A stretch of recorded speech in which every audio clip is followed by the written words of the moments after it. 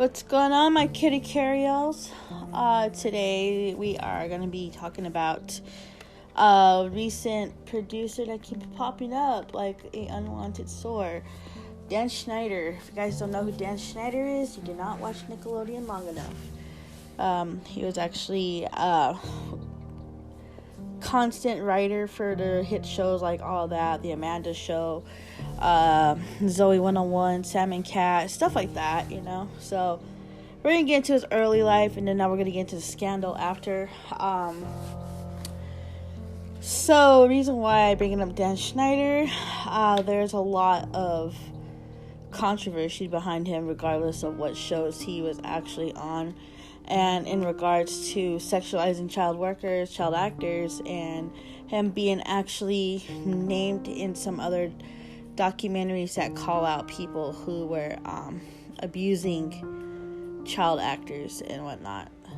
So without further ado, let's get started.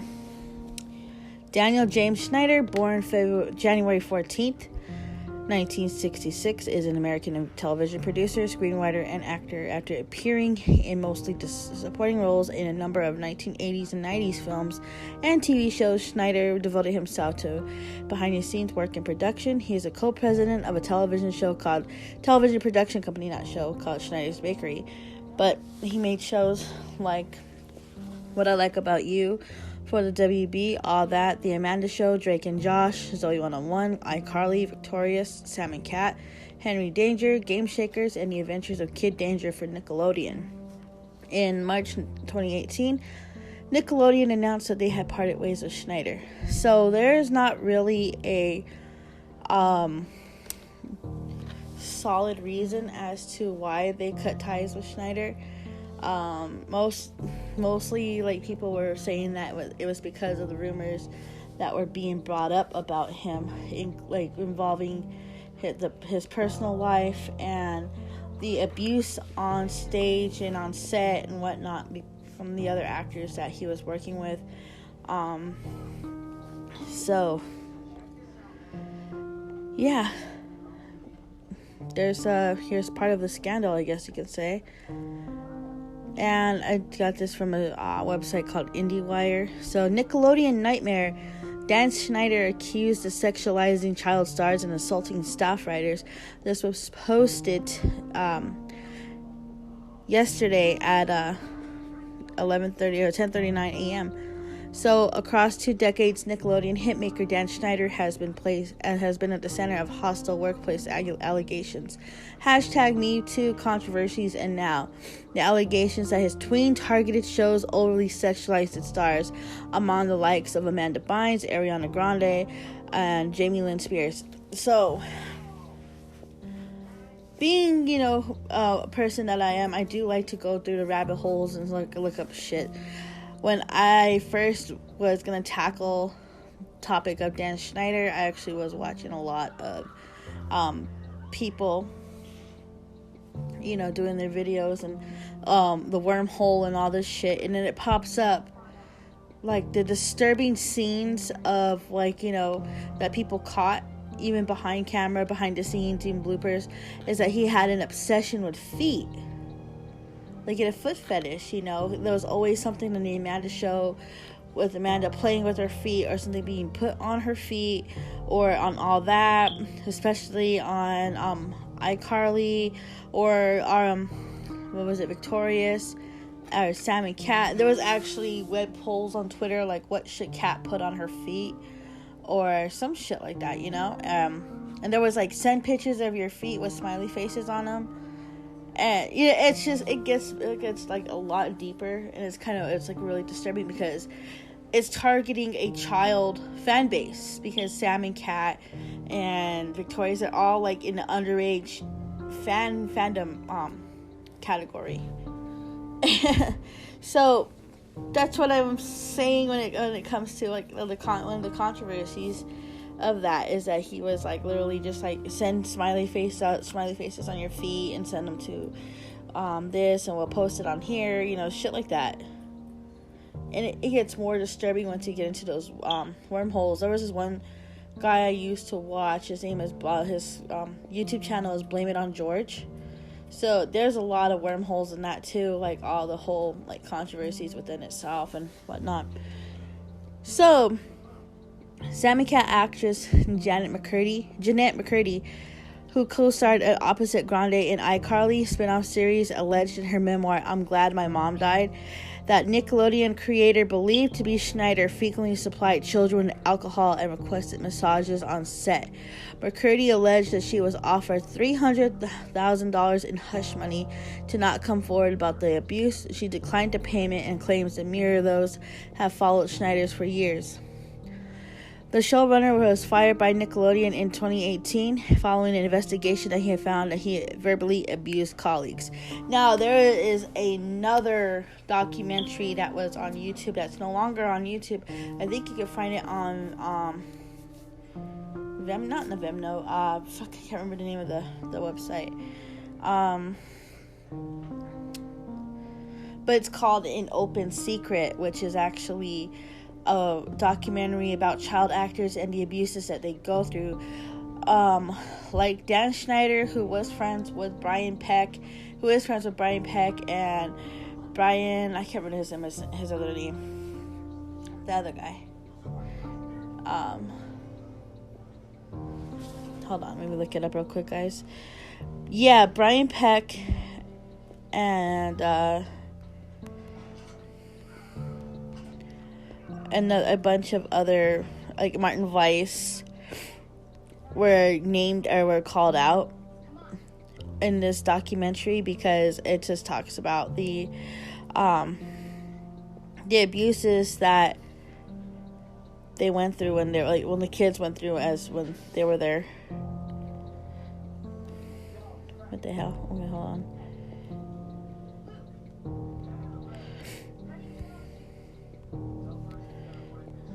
Hold on, let me look it up. It's not letting me look it up. So, oh, here we go. I found it. It's called An Open Secret. It was actually directed by Amy J. Berg, and exposing child sexual abuse in the film industry in California. So it talks about a lot of, abuses that went on, and there's some clips involving other actors like Corey Feldman, talking about how, that pedophilia is strong in Hollywood, and I do believe that. And if you look at the signs of some of the movies you watch, you can just tell, there's something wrong going on.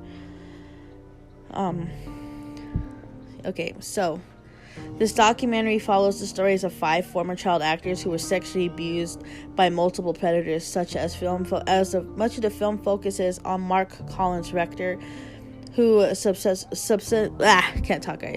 subsequently convicted of child sexual abuse, who co-owned and operated digital entertainment network, also known as Den, with Brock Pierce, who was also a former child star.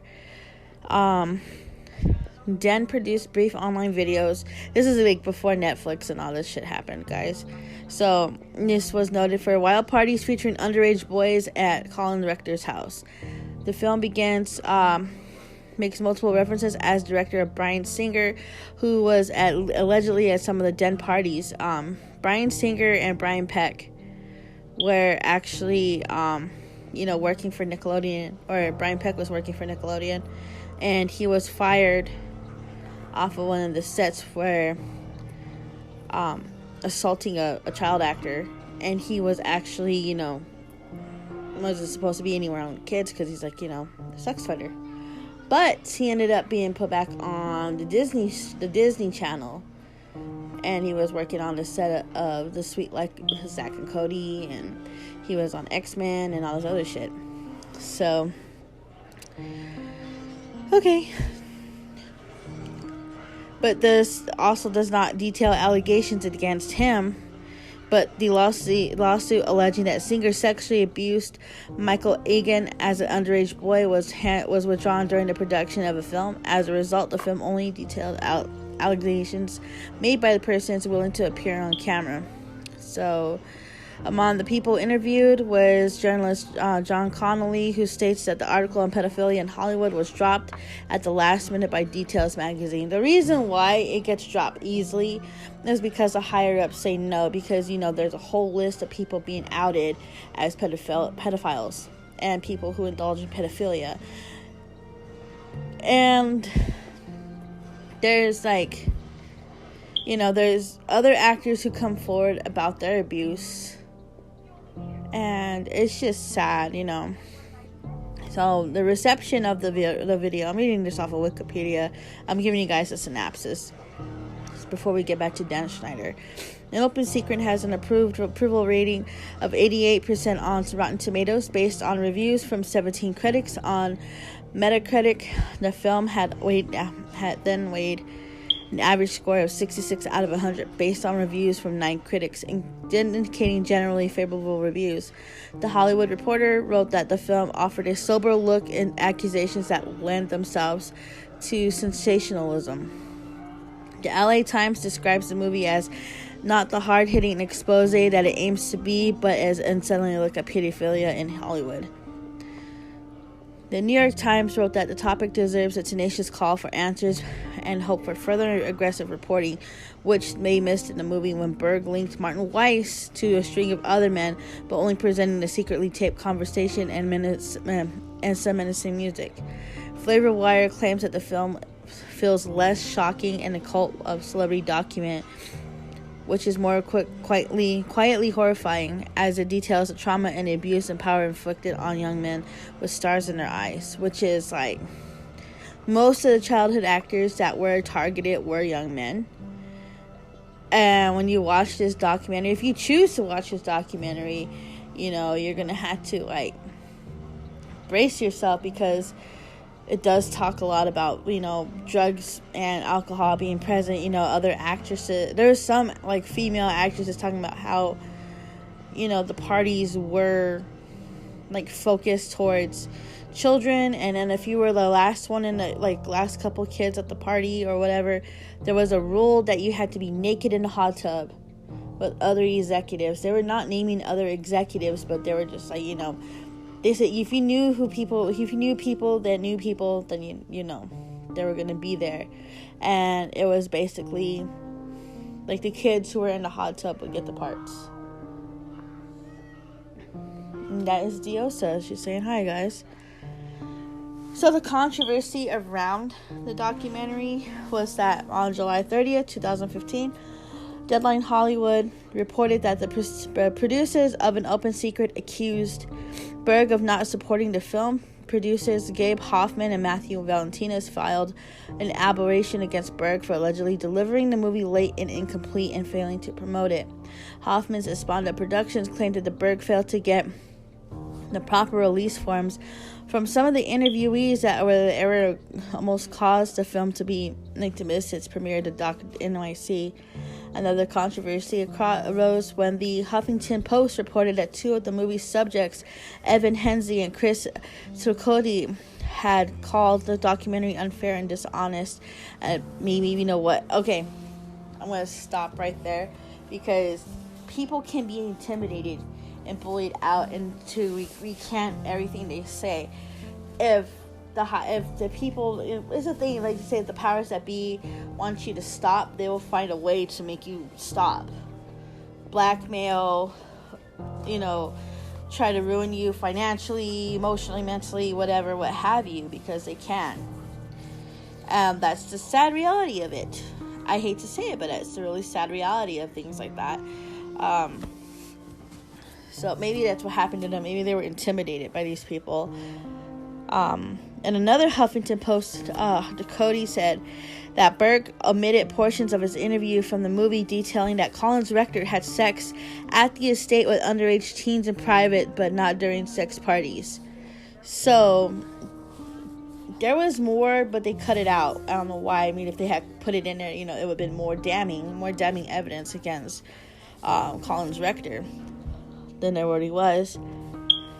These controversies appear to be substantiated. I can't fucking talk right. And Michael Egan's sexual abuse claims against Bryan Singer and 3 others. His cases against the four men began to collapse in May, like just a month after they were filed. His prior contradictory statements came to light. Egan's attorneys Jeff Herman and Mark Gallagher later settled with Garth Ancier and David Newman and issued an apology that called the allegations untrue and paid a 7-figure settlement to both. Neither Singer nor Gary Goddard received an apology because they didn't file countersuits as Ancier and Newman had, although Egan's cases against all were framed in virtually identical complaints and centered on the same purported events, timeframes, locations, and supposedly trips to Hawaii. The documentary previously named all four men in connection with 2014 lawsuits, but was edited to remove those references. So, Vimeo, that's what it was called. You can find it on Vimeo. It used to be on YouTube before it was taken off. It went viral because of that, and because of it being viral, it got taken off of, YouTube. So, there is a lot of controversy. They said Brian Peck was part of it. Brian Peck was actually a producer on All That, I believe. Let me look him up real quick. Brian Peck.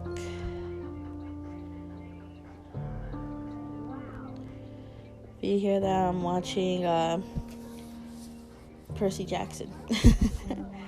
Okay, here we go. So, the sexual abuse in the American film industry. This actually just talks about Roman Polanski and whatnot. And then, let's see. Yeah, it's like wrong one. Okay, hold on. I can't read my... Okay.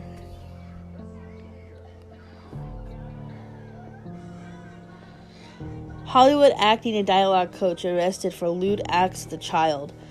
Hollywood acting and dialogue coach Brian Peck. So this is in Los Angeles on August 19, 2003 at 9:30 a.m. Detectives from the LA Police Department Sexually Exploited Children Unit Juvenile Division arrested 43-year-old Brian Richard Peck at his residence in Valley Glen. He was arrested for Penal Code Section 288C1, lewd acts with a child. The lewd acts with a minor occurred approximately 2 years ago at Peck's residence at the 13,000 block of Delano Street, Valley Glen at the time.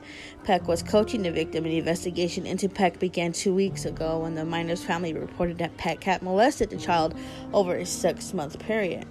The investigation, which included the search of Peck's residence, is ongoing. Peck remains in custody. This is back in 2009. So this is actually an article from the LAPD. So the thing was, he was arrested for, he was arrested for sodomy and, forced sodomy and forced, oral copulation. So, and then here's another one from the Daily Mail. Exclusive pedophile X-Men actor convicted of sexually abusing Nickelodeon child star still working with underage kids. So there is actually no who it was, but there was rumors saying it could have been Drake Bell or Josh Peck himself or some other child actor. We don't know who it is for sure. They didn't really name the person, but those were the names that were thrown out and to get who was it.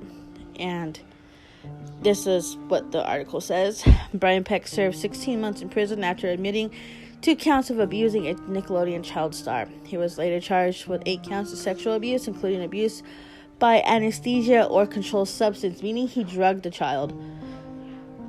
The actor, then 54, was in 2 X-Men movies and all 3 Living Dead movies, and is now featured in a controversial documentary on pedophile abuse in Hollywood, and that is an open secret.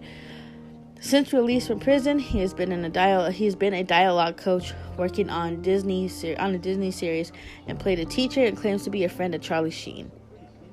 I'm not surprised. There's accusations about Charlie Sheen and the abuse of Corey Haim. And that's very upsetting. R.I.P. Corey Haim. Only banned from direct contact with children, so he's able to work on children's series and on sets with underage actors, which is fucking stupid. He should just be like, he shouldn't even be allowed to work with kids, period. Doesn't matter if it's behind the scenes or not, fucking no. The fuck. Tracked down by Daily Online. I can't even talk. Daily Mail Online. He refused to comment on this 2004 conviction, but not for profit. He says he shows why laws need to be changed. As he strolls through Hollywood, X-Men and Living Dead, Brian Actor Peck does not seem to have a care in the world.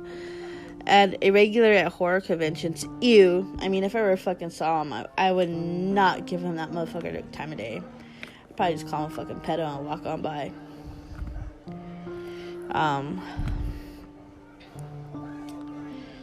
Yep.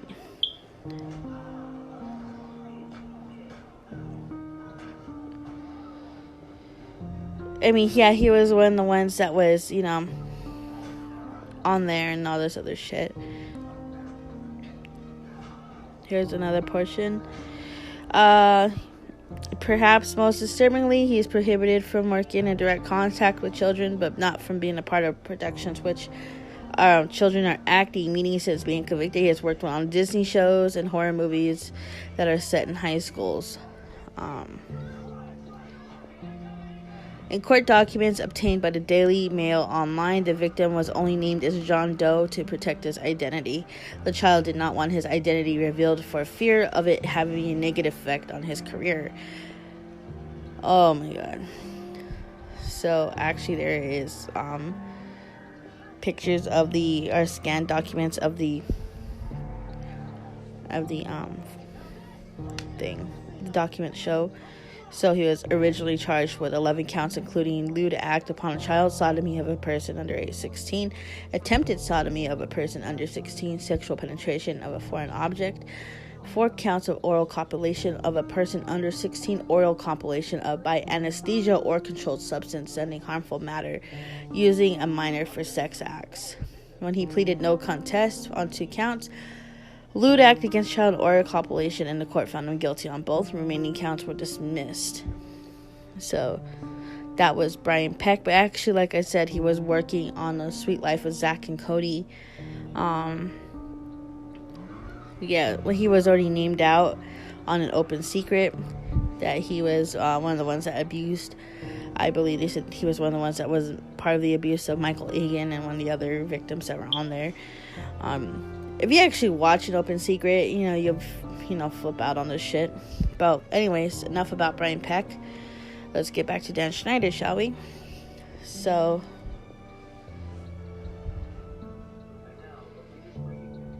let's see. Where we go? Okay. In a recent Insider report, dozens of former Nickelodeon employees, ranging from female writers to child stars, came forward to address Schneider's tainted legacy. Schneider's first joined the network as a writer on a teen sketch comedy series called All That. If you know, you know. Where both Bynes and Kenan Thompson got their respective starts into fame. Schneider's first series was The Amanda Show, starring Amanda Bynes. The actress later sought to live with Schneider and his wife Lisa Lillian in 2002 at age 16 in an attempt to emancipate herself from her parents. Her story altogether, I mean, she suffered enough. I genuinely feel bad for Amanda Bynes. She's been through a lot of shit.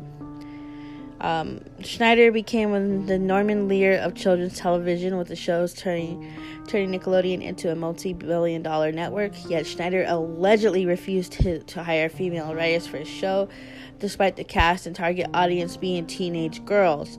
All That writer Kayla Alpert told Insider that Schneider said, "Women can never be funny. It speaks to something very dark and very wrong," she added. And it's kind of very misogynistic. I mean, yeah, we are funny at times. We just don't want to be funny around you. Fuck. The former All That writer Liz Feldman, who joined the show as a teenager, tweeted, "I worked for Schneider 25 years ago. I can confirm inappropriate behavior was happening even then.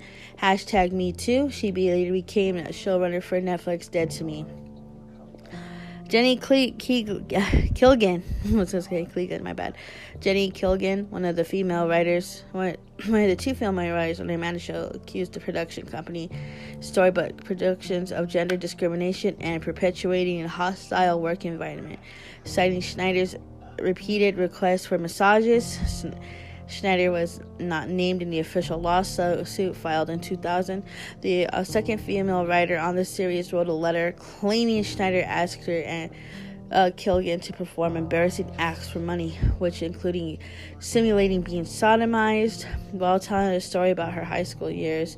The case was settled for an undisclosed amount. That's some fucked up gross shit there. Schneider's alleged behavior didn't just happen behind the scenes, but multiple allegations against his toxic workplace led on to on-set directives that encouraged young women to be overly sexual for the sake of comedy. Alexa Nicholas, who starred opposite Jamie Lynn Spears in Zoe 101, claimed that Schneider encouraged when... According to Wikipedia.org, Nicholas is the lead actor in the Lionsgate film Adverse. Alexa off. She went off. Whoops. Claimed that Schneider encouraged one goose scene in a pornographic money shot. "I think Jamie was 13 and they were squirting stuff on her face to make it look a certain way," Nicholas said. Victorious actress Danella Monet added that her outfits were not age appropriate when she would not wear some of the attire even as an adult in the present day. I wish certain things didn't have to be so sexualized," Monet said. "Yeah, 100%. Schneider also created the series The Slap for exclusive character video tied to Victorious in 2010. Grande led the Sam and Cat solo spin-off derived from Zoe 101. One category in the web videos was Cat's Random Thoughts, showing Grande's character self-taping series and mini episodes from her bedroom. Schneider wrote and directed all 8 of those installments. Grande, at the age 16 at the time, was shown sucking on her own toe, trying to milk a potato, pouring water over herself on the bed, saying, "Oh, I'm soaking wet." That's suspicious. A compilation of sexualized content went viral in 2019, racking up over 11 million views. Russell Hicks, Nickelodeon's former president of content and production, told Insider that the standards and practice of group read scripts for Schneider's shows, adding that programming executives watched every episode and stars' parents and caregivers were always on set. Every single thing that Dan ever did on camera on shows were carefully scrutinized and approved, Hicks wrote. So that kind of begs to differ, what the parents were fucking doing. Like why would they stop being it if they actually knew that some of that shit was sexualized, and did they catch on? It's just, I don't know. IndieWire had reached out for comments for Nickelodeon for further comment, but none has been left. So let's see.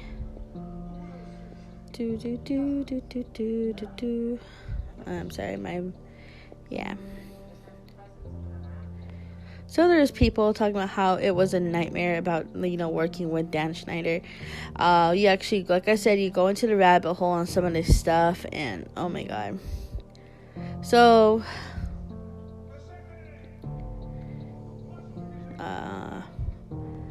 in 2021, he actually responded to the accusations. Let's see.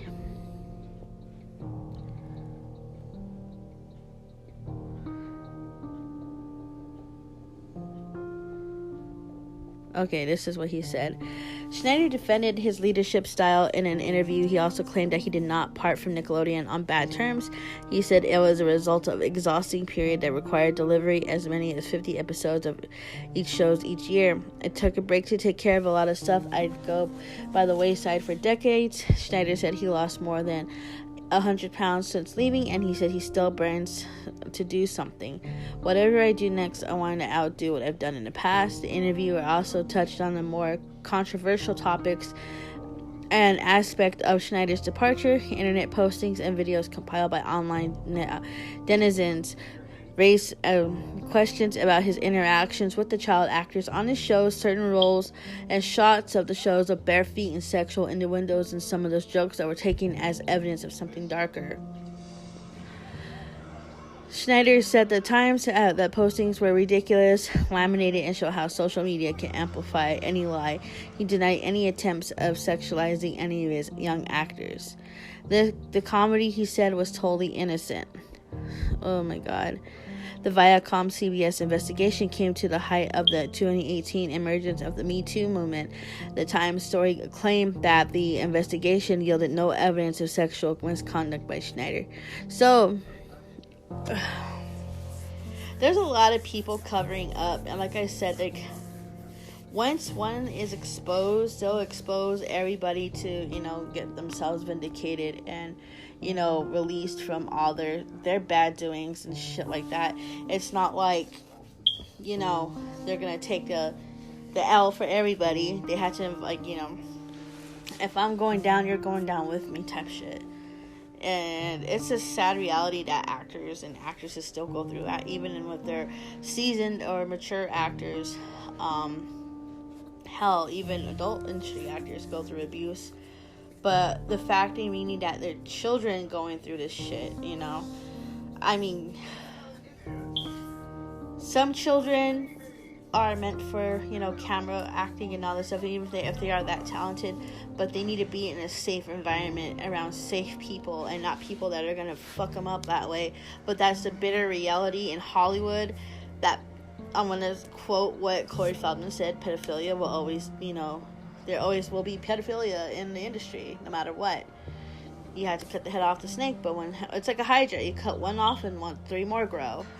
And oh god, when I got into the whole Dan Schneider fucking wormhole, I was like, this is gross, and I saw the clips that people were pulling up and talking about, and it's just some of this shit that, clips of Dan were really suspect.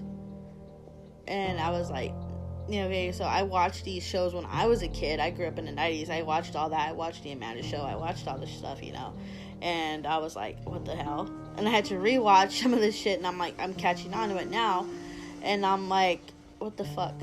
How is this even, remotely appropriate for kids, But yeah, Dan Schneider popped up on my Facebook feed for some fucking reason. People talking about him.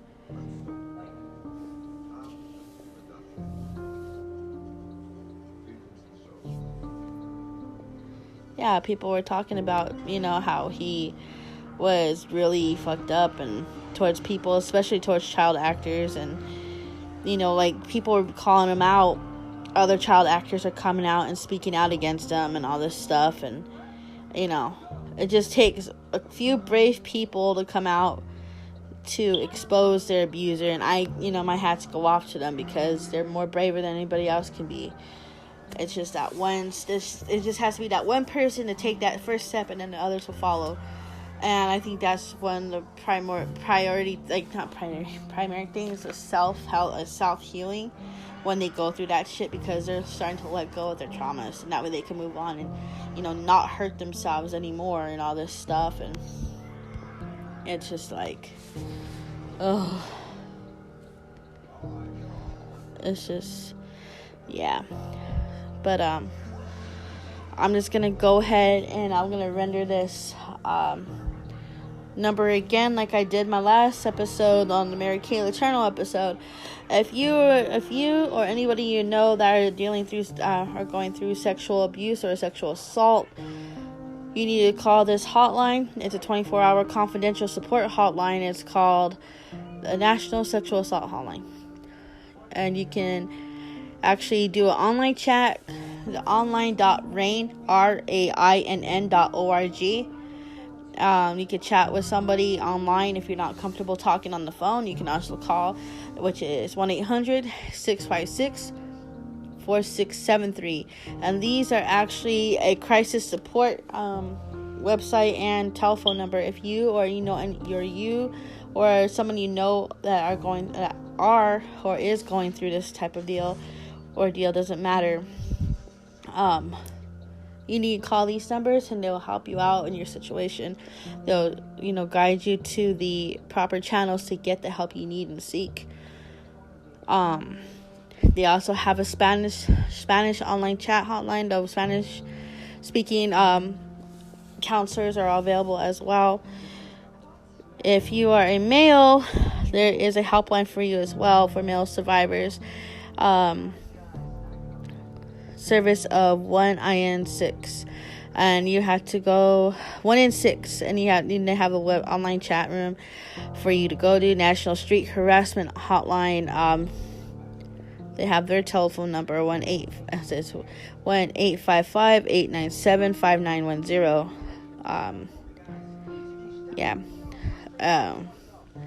And I'm just gonna go through these numbers because this is just a big thing going, and I think all these numbers will help somebody in some situation that they're in. DoD Safe Helpline, a service for members of the U.S. military and their families, operated by RAIN for the Department of Defense. They have an online chat hotline, and their telephone number is 877-995-5247. Domestic and dating violence, you have the National DV hotline, which is 1-800-799-SAFE. Love is Respect, the service of National Domestic Violence Hotline. They also both websites actually have the chat lines. Then you have their number is 1-866-331-9474. Other victims of crime, Victim Connect. Their website or their telephone number is 855-484-2846. The National Human Trafficking Hotline, the service of Polaris.